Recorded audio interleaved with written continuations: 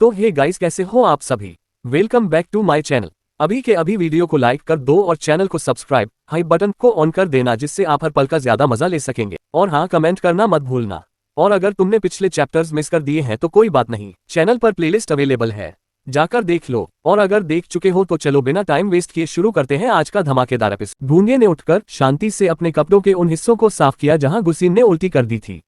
एक हल्की सी आह भरते हुए वह बोला, जब ये संभाल ही नहीं पाती तो पीना जरूरी है क्या? मैं भी क्या करूं इस अभागन लड़की का। वह मुड़ा और चलने लगा, मगर तभी आध्यात्मिक आड़ू का वृक्ष धीरे धीरे उसके सामने प्रकट हुआ। एक युवती के रूप में उसका आकार लेते ही उसने कहा, तुम सिएना का सच में बहुत ख्याल रखते हो। एक पल रुककर उसने धीरे से जोड़ा, अगर परिस्थितियां वैसी ही रहती तो शायद हनी भी। गूंगे के होठों पर एक हल्की समझदार मुस्कान तैर गई। वह बोला, लगता है तुम्हें भी अपनी काफी याददाश्त वापस मिल गई है। अपने मन ही मन में उसने सोचा, क्या ये टियान टियान के आने की वजह से है? आध्यात्मिक आड़ू का वृक्ष पूरी तरह उसके सामने प्रकट हो चुका था और उसे बड़ी गौर से देख रहा था। क्या तुम पुनर्जन्म हो या अतीत के वही व्यक्ति? गूंगे ने हल्के से अपने हाथ फैला दिए। कौन जाने, उसने उत्तर दिया। इस समय तो मैं खुद भी पूरी तरह समझ नहीं पा रहा हूं।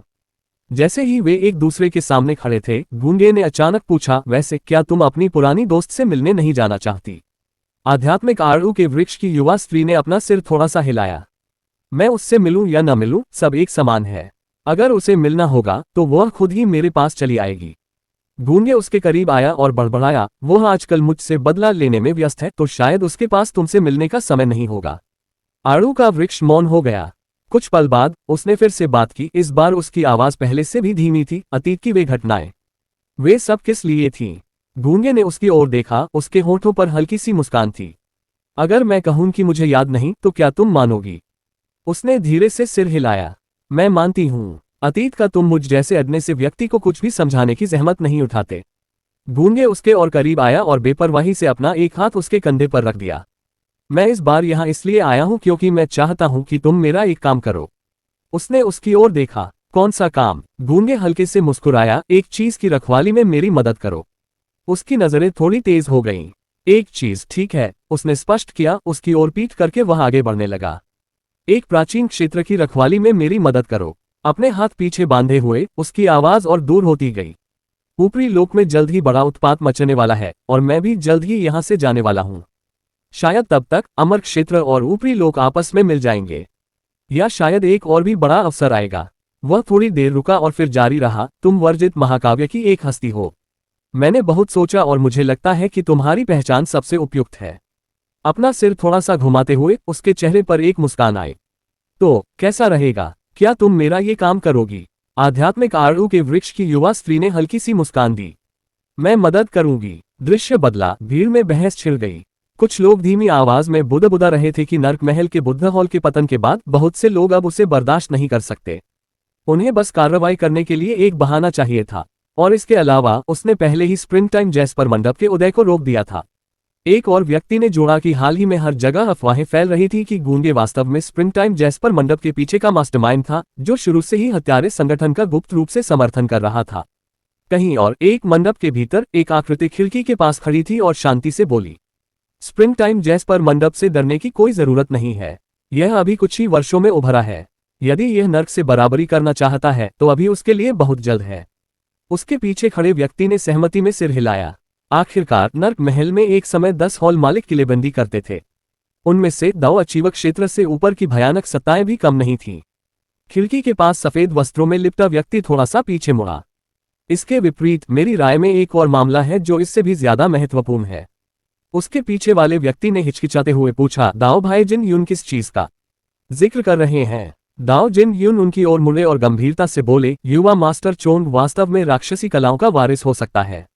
उन्होंने अपने हाथ फैलाते हुए समझाया, नर्क महल के खिलाफ इस लड़ाई में आपके सभी कुलों और गुटों ने कमोबेश शक्तिशाली विशेषज्ञों, यहां तक कि दाओ अचीवर्स की भी बलि दी है न?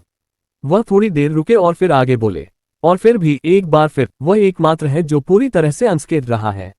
यह अपने आप में बहुत अजीब है। अचानक कमरे में जोरदार धमाका हुआ क्योंकि किसी ने मेज पर अपना हाथ पटका। ये राजकुमारी लुओजीन थी। अगर आप किसी को दोषी ठहराने पर तुले हैं तो आप हमेशा एक आरोप गढ़ सकते हैं, उसने तीखे स्वर में कहा। उसका व्यक्तित्व भयानक हो सकता है और वह दबंगई से काम करता है, लेकिन ये दावा करना कि वह राक्षसी कलाओं का वारिस है, असंभव है। उसकी नजरें कठोर हो गईं जब उसने जोड़ा, क्या आपके पास कोई सबूत है या आप केवल अटकलों पर भरोसा कर रहे हैं? जिन यून उसकी आउटबर्स्ट से स्पष्ट रूप से हैरान था। राजकुमारी लुओजिन को युवा मास्टर चोन पर इतना भरोसा क्यों है? उसने पूछा। उसके बगल में खड़े व्यक्ति ने हल्की सी स्मर्क की। दाओ भाई जिन यून, आप अभी अभी दुनिया में आए हैं, तो आप नहीं समझेंगे। उसका लहजा मजाकिया हो गया जब उसने जारी रखा। राजकुमारी लुओजिन ने एक बार युवा मास्टर चोन की दासी के रूप में सेवा की थी। उसने एक हल्की सी हंसी छोड़ी। मुझे डर है कि वह बहुत पहले ही जीत ली गई है। राजकुमारी लुओजिन का चेहरा तुरंत काला पड़ गया, उसकी बेशर्म बातों पर उसका गुस्सा स्पष्ट था। बिना एक और नजर डाले वो मुड़ी और चली गई। जिनके रास्ते अलग होते हैं वे साथ नहीं चल सकते।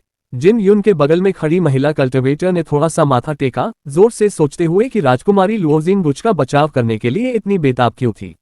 ऊपरी लोक में वही एकमात्र पुरुष नहीं है, उसने टिप्पणी की, जबकि पास का व्यक्ति बस हंसता रहा।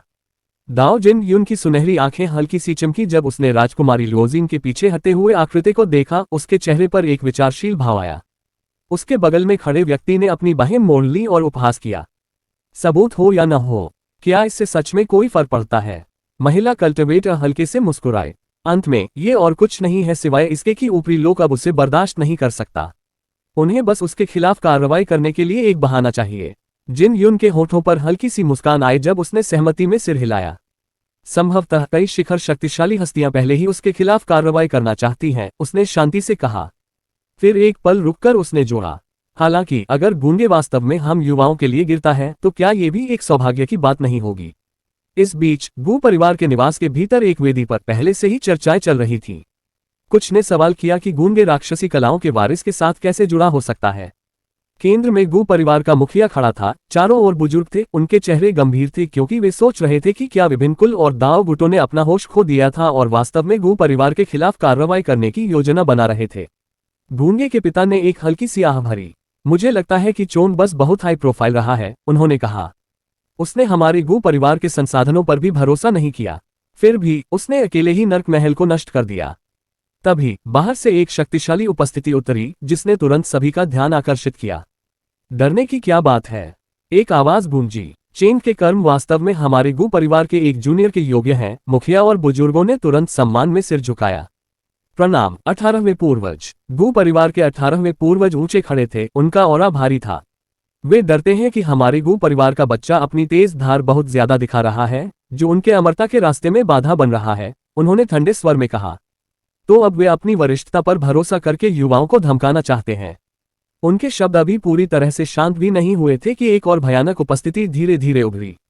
एक महिला आवाज ने तिरस्कारपूर्वक कहा, लगता है बहुत समय बीत गया है जिस बिंदु तक उन दाओ गुटों और शक्तियों ने हमें भुला दिया है। मुखिया और बुजुर्गों ने एक बार फिर सिर झुकाया।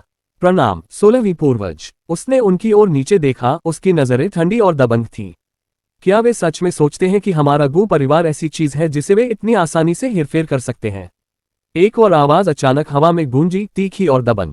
अगर इस जीवन काल में अमर द्वार खुलता है और अमर क्षेत्र के गुट हमें प्राप्त करने आते हैं, तो क्या होगा अगर हम तब तक वध करें जब तक ये ऊपरी लोग ढह न जाए? अगले ही पल कई और भारी उपस्थिति उतरी। एक के बाद एक और गू परिवार के पूर्वज आए। 12वें 13वें प्रत्येक भयानक शक्ति विकीर्ण करते हुए एकत्रित हुए। दृश्य फिर से पीच गांव में बदल गया। गुसियन धीरे धीरे जागी और बाहर निकली, अपने मास्टर्स से गूंगे के ठिकाने के बारे में पूछने लगी। उसके मास्टर्स में से एक, जो एक व्हीलचेयर पर बैठा था, शांति से बोला, यह देखकर कि तुम इतनी गहरी नींद में सो रही थी, वह बहुत पहले ही चला गया। गुसियन वहीं जम गई, उसके चेहरे के भाव तुरंत बदल गए। ये तो खत्म हो गया, उसने अपने मन ही मन में बुदबुदाया। उसने तो अभी यह भी नहीं सोचा था कि उससे बात कैसे करनी है। वह ऐसे कैसे जा सकता है? वह कहाँ जाएगा? इस बीच बहुत दूर गूंगे अपने साथ एक दाव के साथ शून्य के माध्यम से प्राचीन युद्ध के मैदान में पहुंचा।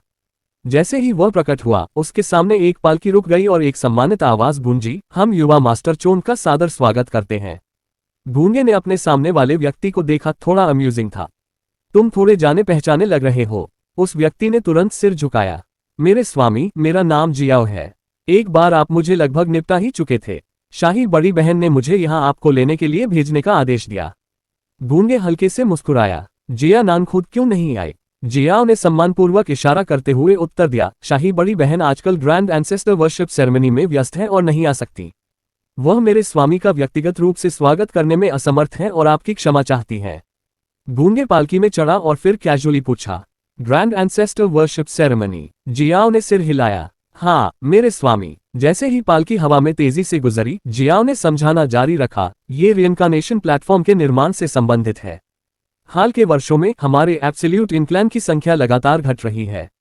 वह थोड़ी देर रुका और फिर जोड़ा, भले ही उन्हें कुल की भूमि के सबसे गहरे हिस्सों में दफनाया गया हो, फिर भी शुद्ध रक्त वाले एब्सोल्यूट इन स्पिरिट्स को पोषित करना मुश्किल है। गूंगे ने उसे थोड़ा सा देखा। शुद्ध रक्त वाले एब्सोल्यूट इन स्पिरिट्स? फिर उन लोगों का क्या जो आमतौर पर ऊपरी लोक में घुसपैठ करते हैं? जियाओ ने सम्मानपूर्वक उत्तर दिया, बाहरी दुनिया द्वारा देखे जाने वाले वे दूषित जीव केवल एब्सोल्यूट इन एनर्जी का एक अंश ही रखते हैं। सच्चे एब्सोल्यूट इन स्पिरिट्स को केवल कुल की भूमि के सबसे गहरे हिस्सों में पोषित किया जा सकता है या अत्यंत शुद्ध रक्त रेखाओं वाले एब्सोल्यूट इन स्पिरिट्स से जन्म ले सकते हैं। गूंगे के होंठ अम्यूजमेंट में हल्के से मुड़े जब वह चुपचाप विचार करने लगा।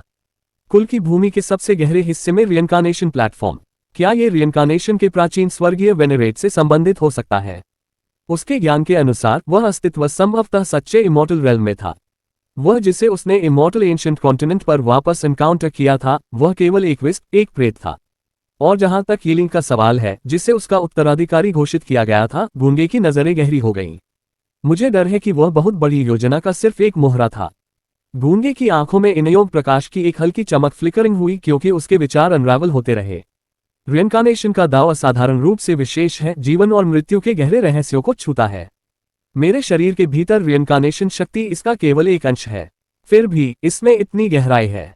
अगर वह अस्तित्व वास्तव में अनगिनत दुनियाओं में छिपा रहना चाहता था, तो कोई भी उसे कभी भी नहीं खोज पाता। मृत्यु के माध्यम से जीवित रहने वाले एब्सोल्यूट इन स्पिरिट्स की उत्पत्ति, क्या ये सब उसकी ग्रैंड डिजाइन का हिस्सा हो सकता है? उसका चेहरा शांत रहा, लेकिन उसके विचार तेज हो गए। अगर ऐसा है तो वह आखिर क्या साजिश रच रहा है? इस बीच एब्सोल्यूट इनक्लान के क्षेत्र में गहराई से एक भारी प्राचीन आवाज अंधेरे में गूंजी जब उसने जियान नान को संबोधित किया। रिइंकार्नेशन प्लेटफॉर्म के संबंध में क्या हम सच में उस पर भरोसा कर सकते हैं? जियान ने सम्मानपूर्वक सिर झुकाया। प्राचीन पूर्वज को रिपोर्ट करते हुए गूंगे ने रिइंकार्नेशन के प्राचीन स्वर्गीय वेनेरेट के सच्चे उत्तराधिकारी को मार डाला और उसकी विरासत पर कब्जा कर लिया। आज के ऊपरी लोक में शायद वही एकमात्र है जिसके पास कोई रास्ता है। आवाज रुक गई, स्पष्ट रूप से हैरान थी। उसने रिइंकार्नेशन के प्राचीन स्वर्गीय वेनेरेट के सच्चे उत्तराधिकारी को मार डाला। इतने क्रूर तरीके क्या वह अनदेखे से भारी कर्म को आकर्षित करने से नहीं डरता? आकृति अंततः प्रकट हुई। उसका चेहरा एक मुखौटे के नीचे पूरी तरह से ढका हुआ था। उसकी उपस्थिति अकथनीय थी। ऐसा नहीं भी हो सकता है, उसने धीरे से कहा। अनदेखी दुनिया के भीतर एक महान गति है। इस गति को उल्टा नहीं जा सकता, लेकिन इसका मतलब यह नहीं है कि इसे पलटा नहीं जा सकता। उसकी आवाज में एक हल्की अशुभ टोन आई। जब तक कोई पर्याप्त शक्तिशाली हो, उसने जारी रखा, अगर हम उस आयाम के ऑरा को खींचते रहे तो हम अपनी बेड़ियों से मुक्त हो सकते हैं और ट्रांसेंडेंस प्राप्त कर सकते हैं। नकाबपोश आकृति ने एक हल्की सी आह भरी। यह अफसोस की बात है कि कुल की भूमि के भीतर का कुआं लगभग सूख रहा है। जियान के चेहरे के भाव सदमे में बदल गए। जिस गति से यह सूख गया था, वह उसकी उम्मीदों से कहीं ज्यादा थी। इतना ज्यादा कि प्राचीन पूर्वज भी अलार्म थे। आवाज फिर से बोली, दृढ़ और निर्णायक। इसलिए रिइंकार्नेशन प्लेटफॉर्म के निर्माण का मामला अब और देर नहीं की जा सकती। यह आसान है। थोड़ी देर रुककर उसने जोड़ा, पहले उस गूंगे को जाओ और प्राप्त करो। एक बार जब सभी सामग्री एकत्र हो जाएंगी तो हम एंसेस्ट्रल वेल को फिर से खोल देंगे। जैसे कुछ याद आ रहा हो, आवाज फिर से बोली। उसका लहजा उदासीन फिर भी चिलिंग था। वैसे वह जो भी शर्तें रखता है, तुम अभी के लिए उनसे सहमत हो सकती हो। जहां तक मामला पूरा होने के बाद का सवाल है, एक हल्की सी खामोशी छा गई। वह इस बात पर निर्भर करेगा कि उसके पास अभी भी इसका दावा करने के लिए जीवन है या नहीं। जियान और नान केवल चुपचाप सिर हिला सके। कुछ ही पल बाद पालकी तेजी से अपने गंतव्य पर पहुंची। जैसे ही वह नीचे उतरी, आकृतियां इकट्ठा हुईं और गूंगे का आगमन पर सम्मानपूर्वक स्वागत किया। जियान नान आगे बढ़ी। उसका चेहरा शांत था जब उसने उसका अभिवादन किया। युवा मास्टर चोंग, बहुत समय बाद मिले।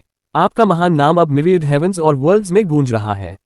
गूंगे हल्के से मुस्कुराया। राजकुमारी जियांग, मुझे उम्मीद है कि तुम ठीक हो। उसकी नजरें आसपास हल्की सी घूमी और फिर उसने पूछा, क्या ये सब तुम्हारे भाई बहन हैं? जियान नान ने एक तरफ इशारा किया। हमारे एब्सोल्यूट इन इंपीरियल कोर्ट की युवा पीढ़ी सभी युवा मास्टर चेंग की ग्रेसफुल बेयरिंग को देखना चाहती थी। कृपया भोज में शामिल हों।